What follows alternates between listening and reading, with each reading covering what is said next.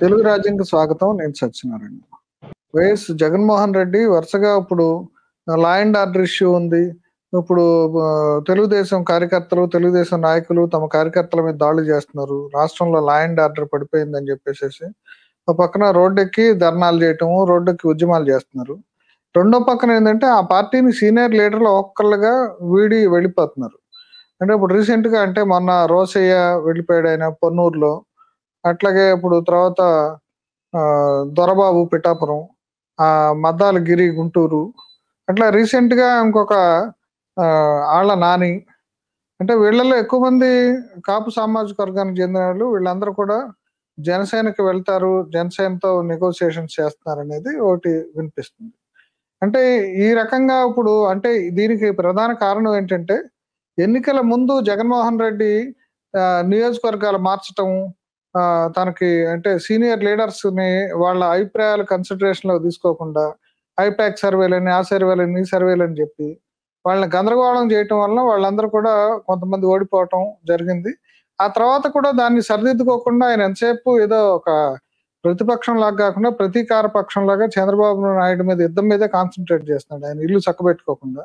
దీంతోటి ప్రతి చోట కూడా సీనియర్ లీడర్స్, అట్లాగే ఒక బలమైన సామాజిక వర్గానికి చెందిన వాళ్ళు, పోయినసారి ఎవరైతే ఆయన ప్రభుత్వంలోకి రావటానికి, వైఎస్ఆర్‌సీపీ గెలవటానికి దోహదపడ్డారో వాళ్ళందరూ కూడా వెళ్ళిపోతున్నారు.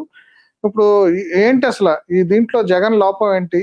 ఈ అంశాలు మనతో చర్చించడానికి టీడీపీ నేత జగన్మోహన్ రాజు గారు మనతోటి ఉన్నారు. ఆయన అడిగి మరిన్ని విషయాలు తెలుసుకుందాం. జగన్మోహన్ రాజు గారు నమస్తే అండి. నమస్తే సార్. అదేనండి, ఇప్పుడు ఒక పక్కనేమో టీడీపీ మీద చంద్రబాబు నాయుడు ప్రభుత్వం లా అండ్ ఆర్డర్ లేదు అది ఇది అని చెప్పి ఆయన యుద్ధం చేస్తున్నాడు.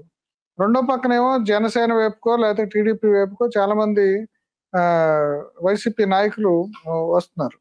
అంటే ఏంటి అసలు ఇప్పుడు ఇదంతా కూడా ఏమన్నా టీడీపీ ప్లాన్ చేసిందా, లేదంటే ఇప్పుడు జగన్ స్వయంకృతం అంటారా? సార్, ఇది టీడీపీ ప్లాన్ చేయడానికి టీడీపీకి ఏమి అరాకొరాగా రాలేదు సార్. 164 ఇచ్చారు కూటమికి.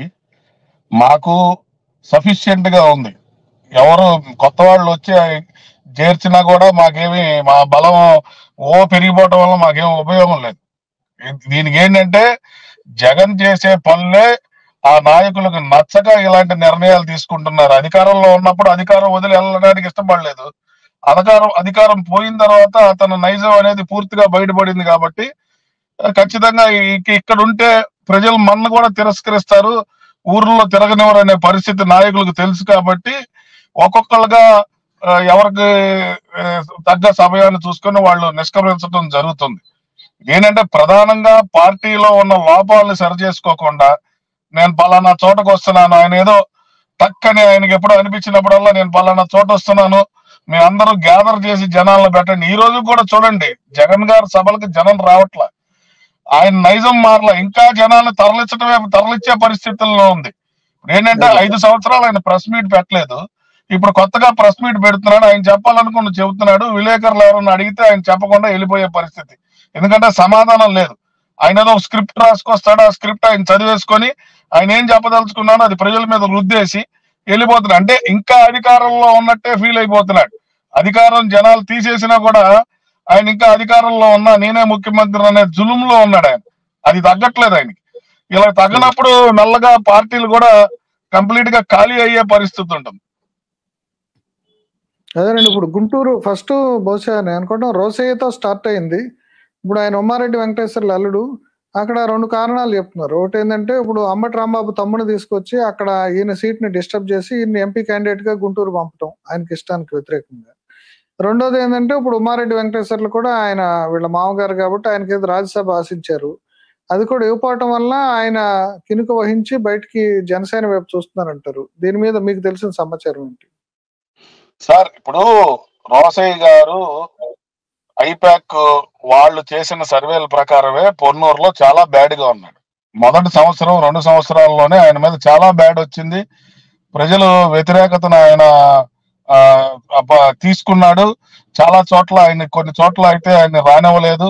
ఇవన్నీ దృష్టిలో పెట్టుకొని సీటు మార్చి ఉండొచ్చు, కానీ ఆయన ఎంపీ స్థాయి వ్యక్తి కాదు. ఇప్పుడు వ్యాపారస్తుని తీసుకొచ్చి ఎమ్మెల్యే ఇచ్చారు, ఆయన టక్కని గెలిచాడు, ఆయన తీసుకెళ్లి మళ్ళీ ఎంపీకి ఇచ్చారు. గుంటూరు అనేది ఫస్ట్ నుంచి కూడా తెలుగుదేశానికి కంచుకోట. ఇప్పుడు ఎన్జి రంగా గారి తర్వాత అది కాంగ్రెస్ పార్టీ తర్వాత తెలుగుదేశం ఆ స్థానాన్ని భర్తీ చేసింది. అప్పటి నుంచి కూడా తెలుగుదేశం ఎన్ని వేవులు ఉన్నా కూడా తెలుగుదేశం గెలుస్తూ వచ్చింది. అలాంటి చోట తీసుకెళ్లి బలం లేని పార్టీని నుంచోబెడితే అది అవివేకం అవుతుంది. రెండోది ఏంటంటే ఉమారెడ్డి వెంకటేశ్వర్లు గారు గతంలో కూడా చాలా ఇప్పుడు కీలకంగా వ్యవహరించారు వైసీపీలో. పార్టీ సిద్ధాంతకర్తగా ఉన్నాడు.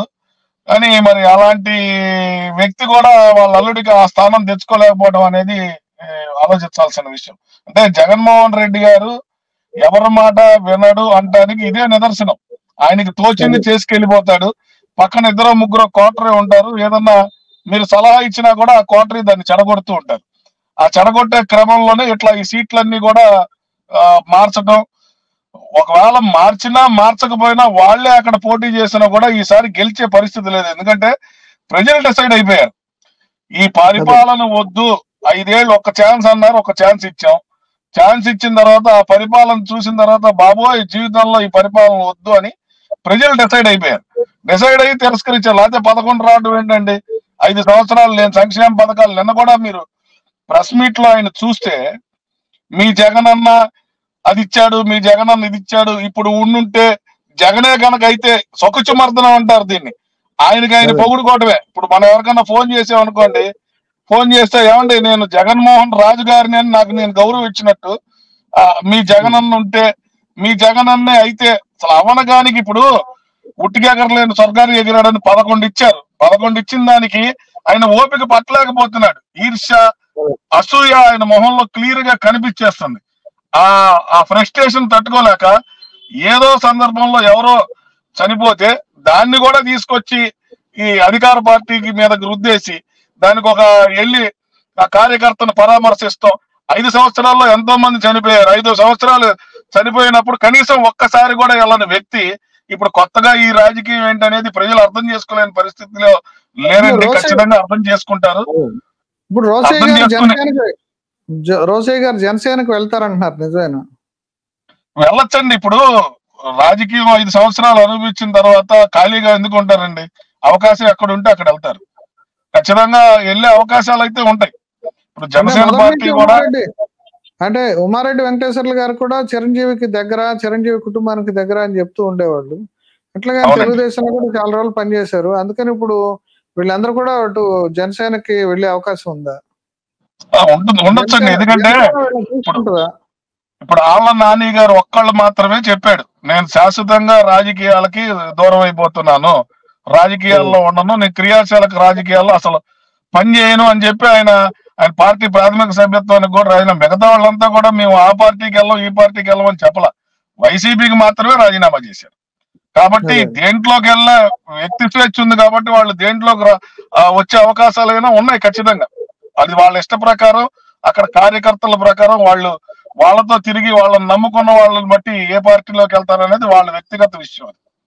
ఇప్పుడు మద్దాల గిరి గారి పరిస్థితి ఏంటంటారు? ఇప్పుడు ఆయనకు కూడా ఇప్పుడు అక్కడ తీసుకొచ్చి రజనీని పెడతాం వల్ల గుంటూరు వెస్ట్ లో అనుకుంటా పెడతాం వల్ల ఇప్పుడు ఆయన కూడా అలిగారు అని చెప్పేసి ఆయన కూడా పార్టీ నుంచి బయటకు వచ్చేస్తున్నారని చెప్పేసి అనుకుంటున్నారు. సార్ ఒకటి గుర్తుంచుకోండి, ఇప్పుడు మద్దాలగిరికి రాష్ట్రంలో గత 2019 నుంచి 23 వరకు తెలుగుదేశం పార్టీకి 23 వస్తే ఆ 23లో మద్దాలగిరి కూడా గెలిచాడు. అంటే అది కోర్ గుంటూరు 2 అనేది కోర్ తెలుగుదేశం సీటు. ఆ సీట్ లో గెలిపిస్తే అతను వైసీపీలోకి వెళ్ళటం అనేది ప్రథమ తప్పు. రెండో విషయం ఏంటంటే ఆయనకి ఆ రోజు తెలియదండి, సర్వేలు చేస్తాడు జగనన్న జనాల మీద కంటే సర్వేల మీదే ఎక్కువ బతుకుతాడు అనేది ప్రజలందరికీ తెలిసిపోయింది కదా. ఇప్పుడు ఆయన జనం చెప్పేదానికంటే సర్వేలకే ఎక్కువ ప్రాధాన్యత ఇస్తాడని చెప్పి కార్యకర్తకు కూడా తెలిసిపోయింది. సో అది తెలుసుకోకుండా వచ్చుంటాడా? ఆ రోజు ఏదో ఆయన లబ్ధి కోసం ఆయన వచ్చుంటాడు. అది జరగకపోయేపాటికి ఇప్పుడు పార్టీ నుంచి బయటకు వచ్చేసే పరిస్థితి. అదేనండి. ఇప్పుడు నెక్స్ట్ ఇప్పుడు అటు వస్తే ఇప్పుడు దొరబాబు కూడా ఆయన ఒక ఇంపార్టెంట్ లీడర్ పిఠాపురంలో. అక్కడ ఆయనకు కూడా సీట్ ఇవ్వకుండా ఇప్పుడు వంగా గీతకి ఇవ్వటం వల్ల ఆయన అలిగాడని చెప్పేసి చెప్తున్నారు. ఇప్పుడు ఆయన ఆయన పరిస్థితి అంటే ఇప్పుడు మీరు రోసయ్య గారి విషయం, గిరి విషయం సపరేట్ అండి. దొరబాబు గారి విషయం ఏంటంటే దొరబాబు గారు ఆల్రెడీ అక్కడ 2 సార్లు ఎమ్మెల్యేగా చేసి ఉన్నాడు. అదండి. ఇది 3వ సారి కూడా చేశాడు మొన్న 2019 నుంచి 24 వరకు. అయితే సడన్ గా అక్కడ ఉన్న పరిస్థితుల ప్రకారం మార్చారు అని చెబుతున్నారు. కానీ విషయం ఏంటంటే పవన్ కళ్యాణ్ మీద దొరబాబు సరిపోడు, వంగా గీత అయితే పెద్ద నాయకురాలు అని చెప్పి ఎక్కువ ఆలోచన చేసి వేశారు. ఆ ఆలోచన బెడిసి కొట్టింది. అదే ఇప్పుడు దొరబాబు గారికి కూడా ఇప్పుడు ఆయనకి ఆ నియోజకవర్గం లేకుండా పోయింది. పిఠాపురంలో ఇప్పుడు పవన్ కళ్యాణ్ వచ్చాక దానికోసం కూడా బయటకు వస్తున్నారని చెప్పేసి బయటకు వచ్చారని చెప్తారు. రాజకీయాల్లో ఎవరు శాశ్వతం కాదండి.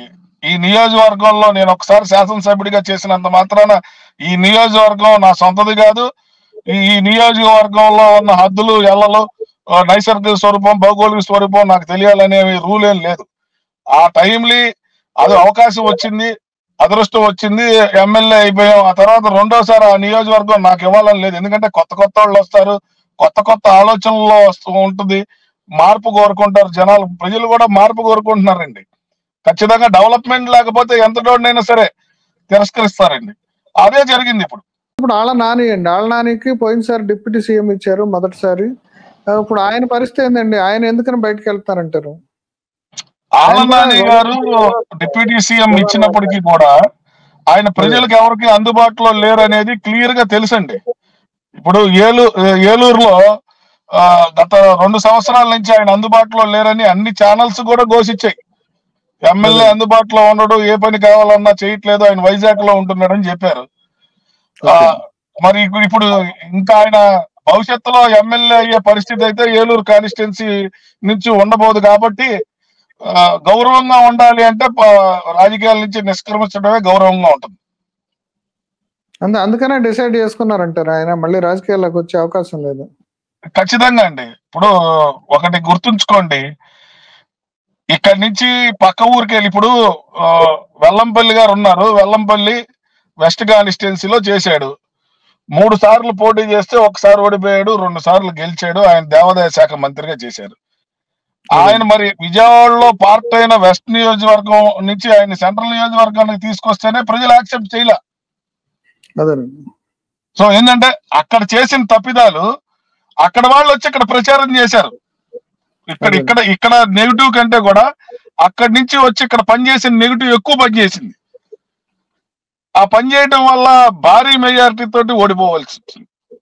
69,000 చిల్లర అంటే మాటలు కాదు కదండి. అదే ఇప్పుడు పల్నాడులో కానీ వినుకొండ లేదంటే ఈ ప్రాంతాల్లో ఎప్పుడు ఈయన జగన్మోహన్ రెడ్డి ఏదన్నా ఇప్పుడు హడావుడి చేసిన ఈ లా అండ్ ఆర్డర్ సమస్యని, రషీద్ ఇష్యూ, ఎక్కడికి వెళ్ళినా అంబటి రాంబాబు తప్ప కొంచెం పెద్ద నాయకులు ఎవరు కూడా కనపట్లేదు.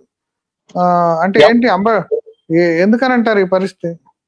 అంటే యువతలేమో ఈ పేర్ని నాని ఒకడు కనపడుతున్నాడు, నోరున్న నాయకులు. ఇక్కడ ఈయన ఆ చతుష్టయంలో ఉన్న నాయకులు ఏమో వాళ్ళు కూడా వాళ్ళ పరిస్థితి ఏంటి? ఒకటండి, అంబటి రాంబాబు అనే ఆయన కట్టుబానిస పార్టీకి కాబట్టి అతను జగన్ తో తప్పితే వేరే అవకాశాలు లేవు ఎక్కడ. అందుకనే ఇంత క్రైసిస్ లో కూడా సత్తెనపల్లి నియోజకవర్గాన్ని ఓడిపోతున్నారని ముందే తెలిసి ఆ నియోజకవర్గంలో నా 5 మండలాల్లో 22 మంది పెద్ద నాయకులందరూ జగన్ గారిని కలవడానికి విశ్వ ప్రయత్నం చేశారు. ఆ ఎంపీ పార్లమెంట్ అభ్యర్థిగా నుంచున్న అనిల్ గారి దగ్గరికి వచ్చి అనేక సందర్భాల్లో మాట్లాడటం జరిగింది. అయినా కూడా జగన్ గారు అంబటి రాంబాబుకే ఇస్తాను, మీరు అందరూ రాంబాబుకి పని చేసిరేయండి, నా సొంత మనిషి అని చెప్పాడు.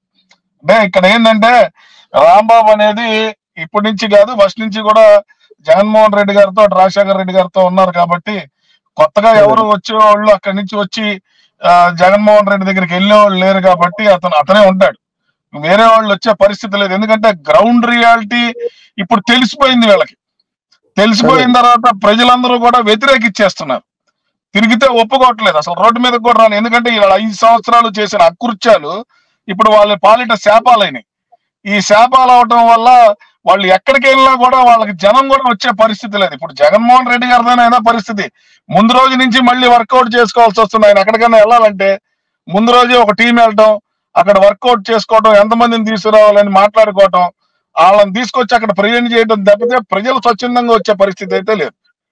ఇక్కడ ఇంకో విషయం ఏంటంటే, ప్రభుత్వం వచ్చి 60 రోజులు అయింది, రోడ్డు మీదకి వచ్చేసి ఇప్పుడే అరాచకాలు జరిగిపోతున్నాయి, రాష్ట్రపతి పాలన పెట్టాలి, లేకపోతే అసలు ఇక్కడ కాన్స్టిట్యున్సీల్లో అసలు దారుణమైన పరిస్థితి ఉంది, ఎవరు ప్రభుత్వం పట్టించుకోవట్లేదు, మీరు అందరూ దీని మీద దృష్టి పెట్టాలని కేంద్ర ప్రభుత్వం ఢిల్లీ దగ్గరికి వెళ్ళి ఆయన దీక్ష చేయడం అనేది చాలా హాస్యాస్పదంగా ఉందండి. ఎందుకంటే ఆయన ఇప్పుడు చేయాల్సిన పని కాదు ఇది. ఇప్పుడు ఆయనకు గుర్తొచ్చింది 5 సంవత్సరాల్లో చాలా అకృత్యాలు జరిగితే ఆయన ఒక్కడు కూడా మాట్లాడలేదు. పోలీసుని ఇప్పుడు తిరుగుతున్నాడు. మరి ఆయన ఉన్నప్పుడు ఉపయోగించుకున్నాడండి, పూర్తిగా అన్ని శాఖల్ని ఆయన ఉపయోగించుకున్నట్టు ఎవ్వరూ ఉపయోగించుకోలేదండి. టిష్యూ పేపర్ కంటే దారుణంగా వాడి పారేసి అన్ని శాఖల్ని వాడేశాడు ఆయన. కొంతమందికి అలవాటు పోలేదండి. ఆ ప్రభుత్వంలో ఉన్నట్టే ఇప్పుడు కూడా అధికారులు అలాగే బిహేవ్ చేస్తున్నారు కొంతమంది. ఇప్పుడు జగన్మోహన్ రెడ్డి దగ్గర ఉన్న 11 మంది అంటే ఇప్పుడు ఆయన కాకుండా 10 మంది ఎమ్మెల్యేలను కూడా లాగేయటానికి ఇప్పుడు తెలుగుదేశం ఏమైనా ప్రయత్నం చేస్తుందా? అంటే కొంతమంది అంటే లేదంటే వాళ్ళు స్వచ్ఛందంగా వచ్చే అవకాశం ఉందా? ఇప్పుడు ఒకటి గమనించండి, 164 కూటమికి ఇచ్చారు. అదే కూటమికి కూడా 164 వస్తాయని ఎవరు ఊహించలేదు. అంటే ప్రభుత్వం మీద గడిచిన ప్రభుత్వం మీద ఎంత వ్యతిరేకత లేకపోతే 164 ఇస్తారు చెప్పండి. మీరు ఇంకోటి కూడా గమనించాల్సింది ఏంటంటే, ఎప్పుడైనా సరే ప్రజలు నోటితో మాట్లాడరు, అది చేతల్లో చేసి చూపిస్తారు. ఈయన గడప గడపకి 2 సంవత్సరాల క్రితం తిప్పినప్పటి నుంచి కూడా చాలా వ్యతిరేకత ఉంది. కొన్ని నియోజకవర్గాల్లో అయితే నాయకులు తిరగడానికి కూడా ఇష్టపడలేదు, కార్యకర్తలు ఎవరు రాలేదు. నాయకులు ఒక్క రోడ్డుకు వచ్చేసి ఊరికనే తూతు మందరంగా అక్కడ ఒక ఫోటో కొట్టించుకొని అయిపోయింది అని ఆ సాక్షి టీవీలో వేయించుకొని వెళ్ళిపోవడం తప్పితే, ప్రజల్లోకి వెళ్ళి ప్రజా సమస్యల మీద మాట్లాడి ప్రజా సమస్యల మీద తిరిగిన నాయకుడు ఒక్కడు లేడు. అందరూ పబ్లిసిటీ స్టంట్ గా చేశారు. కాబట్టి ప్రజలు కూడా డిసైడ్ అయిపోయారు, వద్దు ఇంకా మాకు ఈ తలకాయ నొప్పి వద్దు అనుకున్నారు. స్వచ్ఛందంగా వచ్చి ఎవరికి దీంట్లో బలవంతం ఏం లేదు. వాళ్ళు ఇప్పుడు ఈవీఎంల గురించి మాట్లాడుతున్నారు. 151 వచ్చినప్పుడు జగన్మోహన్ రెడ్డి కూడా ఈవీఎంలు మేనేజ్ చేశాడంటారా? ఈవీఎంలు మేనేజ్ చేస్తేనే 151 వచ్చినాయి అంటారా జగన్మోహన్ రెడ్డికి? ఈ రోజు గుర్తొచ్చిందా? అప్పుడు ఇంత అన్యాయం జరిగితే ఒక్కడు కూడా వచ్చి మాట్లాడలేదు. ఇప్పుడు ఈయన అసలు అన్యాయం జరిగిపోతుంది. ఎవరికి అన్యాయం జరుగుతుంది? ఎక్కడో ఇద్దరు కొట్టుకున్న గొడవలను తీసుకొచ్చేసి దాన్ని పార్టీలకు రుద్దేసి దాన్ని ఏదో లబ్ధి పొందుదాం అనుకుంటే అది జరగదు సార్. అది తాత్కాలికమే కానీ శాశ్వతం కాదు అని నేను అంట. ఆయన అన్ని మానుకొని పార్టీ వ్యవస్థ మీద దృష్టి పెట్టి కార్యకర్తలకు సరైన ప్రాధాన్యత ఇచ్చి కార్యకర్తలను ఇప్పటికైనా తెచ్చుకుంటే పార్టీ అయినా మిగులుతుంది, లేకపోతే 5 సంవత్సరాల్లో పార్టీ కూడా ఖాళీ అయిపోయే పరిస్థితి ఉంది. అదండి, ఇప్పటి వరకు కేవలం ఎక్స్ఎమ్మెల్యేలు మాత్రమే, ఎక్స్ మంత్రులు మాత్రమే బయటకు వస్తున్నారు. అంటే ఇప్పుడు ఎమ్మెల్యేలుగా ఉన్నాళ్ళు కూడా అట్లాగే రాజ్యసభ సభ్యులు కూడా ఆ మధ్య కొంతమంది ఆయన సమావేశం పిలితే రాలేదన్నారు. ఇట్లా రాజ్యసభ సభ్యులు కానీ లేదంటే ఇప్పుడు ఎమ్మెల్యేలుగా ఉన్నాళ్ళు కానీ ఎవరైనా బయటకు వచ్చే అవకాశం ఉందా? ఇంకా ఉంటుందండి, ఖచ్చితంగా ఉంటది. అది ఈ రోజే మనం చెప్పలేము. అక్కడున్న పరిస్థితుల ప్రకారం, అక్కడున్న స్థితిగతుల ప్రకారం, ఆ లోకంలో ఉన్న ప్రజలు ఏం కోరుకుంటారో ఆ కోరిక మేరకు ఖచ్చితంగా గెలిచిన ఎమ్మెల్యే కూడా దాన్ని పరిగణనలో తీసుకొనే చేయాలండి, లేకపోతే తిరస్కరణకు గురవుతారు. అది అంటే ఇది ఇట్స్ టూ ఇయర్లీ, ఖచ్చితంగా అది కూడా జరిగి తీరుతుందండి. ఎవరు వాళ్ళని ప్రలోభ పెట్టి తీసుకోవాల్సిన అవసరం లేదు. వాళ్లే స్వచ్ఛందంగా వచ్చి జాయిన్ అయినా కూడా ఆశ్చర్యపోక్కర్లేదు. అంటే మీకు అక్కడ మీరు కూడా యాక్టివ్గా ఉన్నారు వైఎస్ఆర్సీపీలో, జగన్మోహన్ రెడ్డిని కూడా దగ్గర నుంచి చూశారు. అంటే ఇప్పుడు ఎందుకని అసలు ఈ రకంగా ఆయన పార్టీని నిలబెట్టుకోలేకపోతున్నాడు? ఎందుకు వీళ్ళు బయటకు వస్తున్నారు? ఏం చెప్తారు దీనికి? ఒకటి విషయం అండి, జగన్మోహన్ రెడ్డి అనే ఆయన ఏంటంటే కొద్దిగా ఓవర్ స్మార్ట్ గా ఉన్నాడు. ప్రజలంతా నా చెప్పు చేతుల్లో ఉన్నారు, నేను పాలకుడిని, వాళ్ళంతా పాలితులు అనే పరిస్థితుల్లో ఉన్నాడు. అది ఎక్కడా చెల్లుబాటు అవ్వలేదండి. ప్రజలు తలుచుకుంటే రష్యాలో జార్ చక్రవర్తులు లాంటి వాళ్ళనే ఓచకోత కోసిన పరిస్థితి ఉంది. మనం చాలా రాష్ట్రానికి ముఖ్యమంత్రి అంతే, వాళ్ళల్లో పోల్చుకుంటే చిన్నవాళ్ళని చక్రవర్తులతో పోల్చుకుంటే. అది గమనించకుండా 30 సంవత్సరాలు నేనే ముఖ్యమంత్రిగా ఉంటానని ఒక అహంభావంతో విర్రవీగిపోయాడు. అలాగే అధికారుల మీద జులుం చేసి అధికారులను గుప్పెట్లో పెట్టుకొని రకరకాలుగా ఆయనకి ఎలా కావాలో అలా చేయించుకున్న పరిస్థితి ఉంది. అలాగే పార్టీని విస్మరించారు. ఇప్పుడు అధికారం రాగానే పార్టీని దొక్కేశారు. పార్టీని దొక్కేసేపాటికి కార్యకర్త చచ్చిపోయాడు. గ్రౌండ్ లెవెల్లో లేదు, సెకండ్ గ్రేడ్ లీడర్లు లేరు. ఎప్పుడైతే పార్టీ కూడా చచ్చిపోయిందో ప్రజల్లోకి వెళ్ళి ఇది మేము చేసామని చెప్పే నాయకుడు లేకపోవడం వల్ల ఈ ఇబ్బంది వచ్చింది. ఈయన ఇప్పటికైనా మార్చుకోకపోతే రోజు రోజుకి దిగజారే పరిస్థితి. వైసీపీ మొత్తం ఖాళీ అయిపోయి జీరో అయిపోయే పరిస్థితి ఉంటుంది. ఇదేదో పుంజుకొని ఇప్పుడు మొన్న ప్రెస్ మీట్ లో చెబుతున్నారు, మేము 5 ఏళ్ల తర్వాత మేము గెలుస్తాము, కూటమికి సింగిల్ డిజిట్ వస్తుందని. వీళ్ళు ఇంకా పగటకళ్ళ కంటూ ఉంటారు. కనమనమనండి, ఖచ్చితంగా వైసీపీ ప్రభుత్వం అనేది ఇప్పుడు ఇంకొక 5 ఏళ్ళు కాదు, ఇంకో 10 ఏళ్ళైనా ప్రజలు దాన్ని ఆమోదించే పరిస్థితుల్లో లేరు. ఒక్కసారి అవకాశం ఇచ్చారు, అవకాశం ఇచ్చిన దానికి పూర్తి స్థాయిలో అనుభవించారు కాబట్టి ఇంకా రకమైన అనుభవించడానికి సిద్ధంగా లేరు. ఖచ్చితంగా రాబోయే రోజుల్లో వైసీపీ అనే పార్టీ ఖాళీ అయిపోతుంది అనేది నా అభిప్రాయం. అంటే ఇప్పుడు ఈయన ఈ గవర్నమెంట్ మీద ప్రతీకారం తీర్చుకోవడానికి ఇప్పుడు ఒక ఉద్యమం అది చేస్తున్నారు. అంటే ఇప్పుడు ఆయన అసెంబ్లీకి వస్తే తనకి ఇతర నాయకులకు మళ్ళీ మాట్లాడే అవకాశం ఇస్తానని చెప్పేసి మన అయ్యన్న పాత్రుడు చెప్పారు, స్పీకర్. ఇప్పుడు ఈ ఆఫర్ తోటైనా ఆయన, ఎందుకంటే ఆయన ప్రతిపక్ష హోదా వస్తే తప్ప నేను వెళ్ళనే దీంట్లో ఉన్నాడు కాబట్టి, కోర్టులో కూడా కేసు వేశాడు కాబట్టి, ఇప్పుడు అయ్యన్న పాత్రుడు ఆయనకి నీకు మాట్లాడే అవకాశం ఇస్తాను రమ్మని ఆఫర్ చేశాడు. దీంతో ఆయన వెళ్లే అవకాశం ఉందంటారు. మీరు ఒకటి గమనించండి, మనకి పూర్వం నుంచి ఒక సామెత ఉంది, మనం నవ్వుతూ చేస్తున్న పనులన్నీ ఏడుస్తూ అనుభవించాల్సిన పరిస్థితి ఉంటుంది. ఇది కర్మ సిద్ధాంతంలో మూలం, మనం అందరం తెలుసుకోవాలి. ఆయన నవ్వుతూ ఆ రోజు కూడా ఏం చేశాడు, 23 ఉన్నాయి, ఒక 5గురిని కనుక తీసేస్తే చంద్రబాబు నాయుడు గారికి ప్రతిపక్ష హోదా ఉండదు అని చెప్పి 100 సందర్భాల్లో మాట్లాడాడు. 5గురిని నేను లాక్కోగలను, ప్రతిపక్ష హోదా లేకుండా చేయగలను అని. యాజ్ పర్ రూల్ ప్రకారం 10% అన్నా లేకుండా ప్రతిపక్ష హోదా ఇవ్వడం అనేది అది జరగని పరిస్థితి. కాబట్టి ప్రధాన ప్రతిపక్షంగా ఉన్నది వైసీపీ పార్టీ. వాళ్ళు రావచ్చు, వాళ్ళు ప్రజా సమస్యల మీద స్పందించవచ్చు, సభలో కూర్చోవచ్చు, ఖచ్చితంగా మాట్లాడచ్చు. వాళ్ళ టైము, వాళ్ళ అవకాశం వాళ్ళకి పూర్తిగా ఇస్తారు. ఏమీ లేకుండా ప్రజల్ని తప్పుదోవ పట్టిస్తానికి, దృష్టి మరలిస్తానికి రకరకాల అబద్ధాల మాటలతోటి ఆయన మాట్లాడుతున్నాడు. అబద్ధాలు ఎవరు చెప్పట్లేదు, ఆయనే ఎక్కువ అబద్ధాలు చెబుతున్నాడు. వాళ్ళు అబద్ధం చెబుతున్నారు, వీళ్ళు అబద్ధం చెబుతున్నారు అని ఆయనే ఎక్కువ అబద్ధాలు చెప్పే పరిస్థితుల్లో ఉంది. ఇప్పుడు మాట తప్పను మడం తెప్పను అనే వ్యక్తి మనకు తెలుసు, ఎన్నిసార్లు మాట తప్పాడో, ఎన్నిసార్లు మడాలు తిప్పాడో అందరికీ తెలిసిన విషయమే. అదేం కొత్తగా మనం చెప్పక్కర్లేదు. ఆయనే సస్యయుడు అని ఆయన చెప్పుకుంటే ఈరోజు సస్యయుడు అయిపోడు. ఆయన చేసిన పనులు కూడా ఇబ్బందికరమైన పరిస్థితి ఉంది కాబట్టి ఈ రోజు ఈ దుస్థితికి వచ్చింది. ఆయన అవన్నీ పార్టీని సరి చేసుకోకుండా ఊరికనే వ్యక్తుల దోషం చేసి లాభపడదాం అనుకుంటే అదేం జరిగే పని కాదండి. గతంలో కూడా ఆయన ఏదన్నా చేసి ఉంటే 5 సంవత్సరాలు ఆయన స్పందించుంటే, ఇలాంటి కార్యక్రమాలు ఆయన గతంలో చేస్తుంటే ప్రజలు నమ్మేవాళ్ళు. కానీ ఈ రోజు వచ్చి ప్రజలు నమ్మాలి, మీ జగనన్న అంటున్న మాత్రాన ఏమీ ఉపయోగం లేదండి. దానివల్ల నయా పైసా కూడా వైసీపీ పార్టీకి ఉపయోగం లేదు. అది తెలుసుకోవాల్సిన విషయం. జగన్మోహన్ రెడ్డి గారు ఖచ్చితంగా తెలుసుకోవాల్సిందే. అంటే మీరు చాలా కాలంగా రాజకీయాల్లో ఉన్నారు.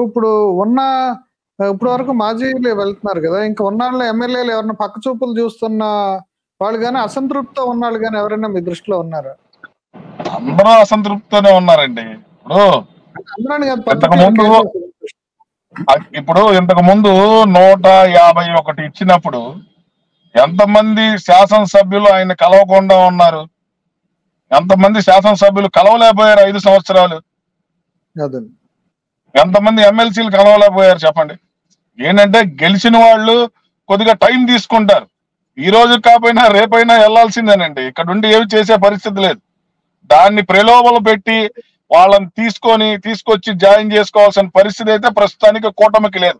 కూటమి చాలా బలంగా ఉంది. చంద్రబాబు నాయుడు గారి నాయకత్వాన్ని అందరూ విశ్వసిస్తున్నారు. ఖచ్చితంగా రాబోయే రోజుల్లో మంచి అభివృద్ధి దిశలో కూటమి వెళ్తుంది. ఇంకొక ఈ 5 సంవత్సరాలు కాదు, ఇంకొక 5 సంవత్సరాలైనా సరే కూటమి ప్రభుత్వమే ఉంటుందనేది నా వ్యక్తిగత అభిప్రాయం. అది ఇప్పుడైనా ఇప్పుడు ఈ 11 మందితోటి జగన్మోహన్ రెడ్డి అంటే వాళ్ళకి ఇంటర్వ్యూలు ఇవ్వటం, వాళ్ళతో మాట్లాడటం జరుగుతుందా? అంటే పాత అనుభవాన్ని దృష్టిలో పెట్టుకుని. ఇప్పుడు ఉన్నది 11 మంది అండి. ఇప్పుడు ఈ 11 మంది కూడా లేకపోతే ఆయన పిలిస్తే వచ్చేవాళ్ళు కూడా లేరు. కాబట్టి అదే. ఆ 11 మంది అక్కడక్కడే తిరుగుతారు. ఇప్పుడు మీరు చూడండి, మన యూట్యూబ్ లో, సోషల్ మీడియాలో కూడా, ఫేస్బుక్ లో, వాటిల్లో కూడా వస్తుంది. చాలా మంది కార్యకర్తలు జగన్మోహన్ రెడ్డి గారి ఇంటికి కలవటానికి వెళ్తే ఈ రోజుకి కూడా వాళ్ళ సెల్ ఫోన్లు లాక్కోవటం, వాళ్ళని తోసేయటం, పక్కన నుంచోమంటాం, ఇవన్నీ కూడా చూపిస్తున్నారు. ఇవన్నీ ఎవడో నేను వెళ్ళి తీయలేదు, లేకపోతే అదే. పార్టీ మీద ద్వేషం ఉన్నోడు వెళ్ళి తీయలేదు. అక్కడికి వెళ్ళి ఎవరైతే కలుద్దాం అనుకున్నారో వాళ్ళు పరాభవానికి గురవుతున్నారో వాళ్ళే తీసి యూట్యూబ్ లోనూ, ఫేస్బుక్ లో, వాటిల్లో పెట్టే పరిస్థితి. ఎమ్మెల్యేలు కలవటానికి వెళ్తే ఇప్పుడు ఆయన ఇంటర్వ్యూ ఇవ్వటం, కలవటం అవన్నీ చేస్తున్నారా? అంటే గతం అంటే మీకు ఆయన అసలు సార్ మార్పు అనేది ఫ్రెండ్స్ వాళ్ళు ఉండొచ్చు. జగన్మోహన్ రెడ్డి గారికి మార్పు అనేది రావటం చాలా కష్టం అండి. ఎందుకంటే ఆయన ఒక మోసలో ఉన్నాడు. ఆయన ఈ రోజు కాదు, ఇంకో 10 ఏళ్లకైనా సరే ఆయన అధికారంలో లేకపోయినా నేనే ముఖ్యమంత్రిని అనే ఫీలింగ్ లో ఉంటాడు. నేనే ముఖ్యమంత్రిని అనే ఫీలింగ్ లో ఉంటాడు. ఆ ఫీలింగ్ లో ఉన్నప్పుడు ఆ ఫీలింగ్ లో ఉన్నోడిని మనం మార్చలేము. అది చాలా కష్టమైన పరిస్థితి అయిపోతుంది.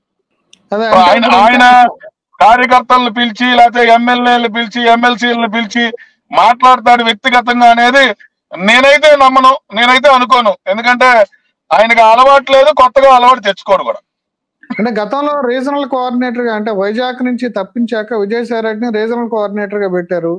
అంటే సజ్జలు కూడా రెగ్యులర్ గా ఇప్పుడు ఆఫీస్ లో ఉండి మానిటర్ చేయటం అనేది ఉండేది. అట్లా కొన్ని తర్వాత వైజాగ్ వైపు ఏమో సుబ్బారెడ్డి ఉండేవాళ్ళు. ఇప్పుడు వీళ్ళందరూ అసలు ఏం చేస్తున్నారండి? ఇప్పుడు వీళ్ళందరూ వెళ్ళిపోతుంటే ఎవరి పనుల్లో వాళ్ళు బిజీగా ఉన్నారండి. ఆపడానికి వాళ్ళకి ఏం రైట్ ఉందండి? ఏం చెప్పి ఆపుతారండి? ఏం చెప్పి ఆపుతారు? మనం 5 సంవత్సరాల తర్వాత అధికారంలోకి వస్తామని చెబితే వినే పరిస్థితుల్లో ఎవరున్నారా? ఈ రోజు ఆకలిస్తుందిరా బాబు, నాకు అన్నం పెట్టండి అంటే 5 సంవత్సరాల వరకు ఆగు, నీకు పంచపక్ష పరవాణాలు పెడతామంటే బతుకుండాలి కదండి. గడిచిన 5 సంవత్సరాలు మీ చేతుల్లో ఉన్నప్పుడే మీరు అన్నం పెట్టడానికి ఇష్టపడాల, ఎవరిని దగ్గరికి రానివ్వాల. ఏ నాయకుడైనా ఏ మొహం పెట్టుకొని ఏ కార్యకర్తకు చెబుతారండి? లక్షలు ఖర్చు పెట్టుకున్న కార్యకర్తలు ఉన్నారు. ఈ రోజు రోడ్డు మీద పడిపోయిన కార్యకర్తలు ఉన్నారు. కోట్ల రూపాయలు ఖర్చు పెట్టుకున్న పంచాయతీ ప్రెసిడెంట్లు ఉన్నారు. ఈ రోజు వాళ్ళ పరిస్థితి దయనీయంగా ఉంది. ముందు వాళ్ళని చూడమనండి. ఇప్పుడు సుబ్బారెడ్డి చెప్పినా, వెంకటరెడ్డి చెప్పినా, సజ్జల రామకృష్ణారెడ్డి చెప్పినా, విజయసాయి రెడ్డి చెప్పినా కార్యకర్తలు కానీ వైసీపీ నాయకులు కానీ నమ్మే పరిస్థితుల్లో లేరు. ఇది తేటతెల్లం అయిపోయింది. అది మీరు చెప్పినా నేను చెప్పినా అది ఆగేది కాదు. ఖచ్చితంగా కార్యకర్తలు అనేది ఖాళీ చేసి వెళ్ళిపోయే పరిస్థితిగా ఉంది. ఇప్పుడు 5 సంవత్సరాలు ఖాళీగా ఉన్నారండి. అధికారం వచ్చిన తర్వాత 10 సంవత్సరాలు పార్టీలో కష్టపడి అధికారం వచ్చిన తర్వాత కార్యకర్తను చంపేస్తే ఇంకేం పార్టీ అండి అది? ఎలా నాయకుడు అవుతాడైనా? నాయకుడు అంటే ప్రజల్లో నుంచి వచ్చినోడు నాయకుడు అవ్వాలి, ప్రజల కష్టాలు తెలుసుకోవాలి, కార్యకర్తలు పక్కన పెట్టుకోవాలి. కార్యకర్తలనే చంపేసి వాళ్ళ మీద నడిచి సారీ చేద్దాం అనుకుంటే ఎట్లా అవుతుందండి? అది జరిగే పని కాదు కదా. అంటే బ్యానర్ కట్టే కార్యకర్త కూడా లేడు కదండి. డబ్బు ఖర్చు పెట్టి బ్యానర్ కట్టే కార్యకర్త కూడా లేడు ఈ రోజు. అది వాళ్ళు స్వయంకృత అపరాధం. ఎక్కడ ఎవరిని రానివ్వలేదు, చిన్న పని కూడా వాళ్ళని చేసుకోనివ్వలేదు. ఏ కార్యకర్తకి ఏ వెసులుబాటు లేదు. ఈ పని కావాలని వెళ్ళిన కార్యకర్త మొహం కూడా చూసిన నాయకుడు లేడు. ఎట్లా అడుగుతారండి? ఏ మొహం మీద పెట్టి అడుగుతారు వాళ్ళు? 5 సంవత్సరాల కార్యకర్తలందరినీ చంపేసి ఈ రోజు మేము ఉన్నానని తగులుదామని వెళ్తారా? చెవునెత్తులు అన్నం తినేవాడైతే ఎవడు వెళ్ళవు. అంటే జగన్మోహన్ రెడ్డి గారు మొదటి నుంచి అంటం ఏంటంటే, నా బొమ్మ మీదే ఈ పార్టీ నిలబడింది, నా బొమ్మ చూసే ఓట్లు వేశారని చెప్పేసి అంటున్నారు. ఎవరు వెళ్ళిపోయినా సరే పర్లేదు, నేను ఒక్కడనే ఒంటరి పోరాటం చేయగలను, మళ్ళీ ఒంటి చేతి మీద పార్టీ నిలబెట్టగలనని ఆయన కాన్ఫిడెన్స్ అంటారు. ఎందుకంటే ఇప్పుడు ఆయన పోరాటం చేస్తానే ఉన్నాడు సార్. ఆయన ఒంటి చేతి మీద, ఆయన బొమ్మ మీద గెలిచిన, ఆయన్ని చూసి ఓట్లు వేసినా వెనకాల రాజశేఖర్ రెడ్డి గారిని చూసే నడిచింది ఇదంతా. జగన్మోహన్ రెడ్డి గారిని ఇండివిజువల్ గా చూసి నడవలా. రాజశేఖర్ రెడ్డి గారి కొడుకుగా ఒక్కసారి అవకాశం ఇవ్వాలి, రాజశేఖర్ రెడ్డి గారు చేసినట్టు ఈయన కూడా బ్రహ్మాండంగా చేస్తాడు అనుకున్నారు. కానీ ఈయన మొత్తం రాష్ట్రాన్ని నాశనం చేస్తాడనే పరిస్థితి ఎవరు ఊహించాలి ఆ రోజున. ఈ రోజు చూస్తే మొత్తం రాష్ట్రం నాశనం అయిపోయింది. పూర్తిగా 3 రాజధానులను పెట్టి ఈ 3 ప్రాంతాలు అభివృద్ధి చెందకుండా ఉన్నాయి, పూర్తిగా డ్యామేజ్ అయిపోయి ఉన్నాయి. పరిస్థితి ఎట్లా ఉన్నప్పుడు కూడా ఒక పక్కన ఈ సోషల్ మీడియా పోరాటము, లేదంటే ఈ లా అండ్ ఆర్డర్ కి సంబంధించిన ఒక్క చోటుకు పోయి పరామర్శతో పాటు కొంత హడావుడి హంగామా సృష్టించి చంద్రబాబు నాయుడిని, తెలుగుదేశాన్ని భయపెట్టడానికి, కొంత బెదిరించడానికి ఆయన ప్రయత్నం చేస్తూనే ఉన్నట్టు కనిపిస్తుంది కదా. అంటే ఇదంతా ఒక రకంగా సింగిల్ హ్యాండెడ్ గా గెరిల్లా పోరాటం లాగా చేద్దామని అనుకుంటున్నట్టున్నారు, ఆయన స్ట్రాటజీ మార్చుకుని. ఆయన ఏ పోరాటం, ఆయనకి ఏ స్ట్రాటజీలు ఏమి ఉండవండి. ఆయనకి జెండా ఉండదు, ఎజెండా ఉండదు. ఎప్పటికి ఏది మనసుకు దోస్తే అది చేస్తూ ఉంటాడు. అది అది అది తప్పైనా సరే నేనే చేసింది రైట్ అనుకుంటాడు. ఎవరు చెప్పింది ఎండ్ కదా, ఇప్పుడు ఆయనకి తొయ్యదు, చెప్పింది ఎండ్. కాబట్టి ఆయన ఏది చేస్తే అదే కరెక్ట్ అనుకున్నప్పుడు ఎవడేం మాట్లాడగలుగుతాడు దాని గురించి? అదే ఇప్పుడు ఆయన ఏదైతే అనుసరిస్తున్నారో అది కరెక్టేనంటారు. ఇప్పుడు తెలుగుదేశం చాలా రాంగ్ అండి, చాలా రాంగ్. ఇది చాలా తప్పు. ఇది టూ ఎర్లీ. ఇప్పుడు నువ్వు 5 సంవత్సరాలు భ్రష్టు పట్టించావు, అన్ని వ్యవస్థలు దెబ్బతిని ఉన్నాయి. రాష్ట్రంలో ఒక గాడిలో పెట్టాలంటే కొద్దిగా టైం కావాలి, 2 సంవత్సరాలు 3 సంవత్సరాలు. తప్పు ఏదైనా జరుగుంటే దాన్ని తప్పు నువ్వు అసెంబ్లీకి వచ్చి చెప్పు, ఇక్కడ తప్పు జరిగింది, ఇది సరి చేసుకుంటే ప్రజలకు ఉపయోగపడుతుందని. ఇక్కడ ప్రజలు గొడవ లేదు, ఓన్లీ జగన్మోహన్ రెడ్డి గొడవే. జగన్మోహన్ రెడ్డి.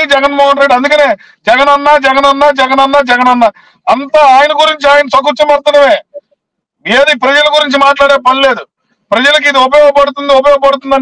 ఉపయోగపడదని చెప్పే పరిస్థితి ఆయనకి లేదు. ఎందుకంటే వ్యవస్థల గురించి ఆయనకి తెలీదు. ఎవరు ఏది చెబితే దాన్ని ఫాలో అయితే ఎలాగంటే వాడు స్క్రిప్ట్ రాసిస్తాడు, ఆ స్క్రిప్ట్ లో ఏది రాసి ఉంటే చదువుతాడు కదా. ఆయనకి ఏమైనా సొంతం ఏమైనా ఉందా? సొంతగా మాట్లాడగలడా? పోనీ ఏమన్నా ఆయనకి ఏమన్నా అవగాహన ఉందా ఏ వ్యవస్థ మీద ఉన్నా? ఏ వ్యవస్థ మీద అవగాహన లేదు. ఎవడో రాసి పెట్టింది ఇక్కడికి వచ్చి చదవడమే కదండి. దానికి ఎప్పటికి అవగాహన వస్తుందండి? ఎన్ని సంవత్సరాలైనా సరే ఆయన అలాగే ఉంటాడు. ఆయన అభివృద్ధి చెందడం అనేది ఇంకా కళ్ళ. దాని గురించి అసలు మనం ఆలోచించక్కర్లేదు. ఓకేనండి. ఏదైనా కానీ జగన్మోహన్ రెడ్డి స్వయంకృతం వల్లనే ఇప్పుడు సీనియర్ నాయకులు కొంతమంది పార్టీ విడిపోతున్నారని, ఇక నుంచి అయినా ఆయన పందా మార్చుకోకపోతే ఇదే ధోరణి కొనసాగుతుందని చెప్పేసి జగన్మోహన్ రాజు గారు చెప్తున్నారు. ఈ చర్చలో పాల్గొన్నందుకు జగన్మోహన్ రాజు గారు మీకు థ్యాంక్స్ అండి. నమస్కారం. Please do subscribe to Telugu Rajyam channel. Please do subscribe to Telugu Rajyam channel. Please do subscribe to Telugu Rajyam channel. Hi అండి, నేను మీ ఆర్పీని, నెల్లూరు పెద్దారెడ్డి చేపల పులుసు ఓనర్ని. మీరు తెలుగు రాజ్యం అనే ఈ యూట్యూబ్ ఛానల్ సబ్స్క్రైబ్ చేసుకుని మంచి మంచి వీడియోలతో వస్తారు. Thank you so much. Hi people, I'm Sonakshi Verma and you please watch Telugu Rajyam and please subscribe to the channel.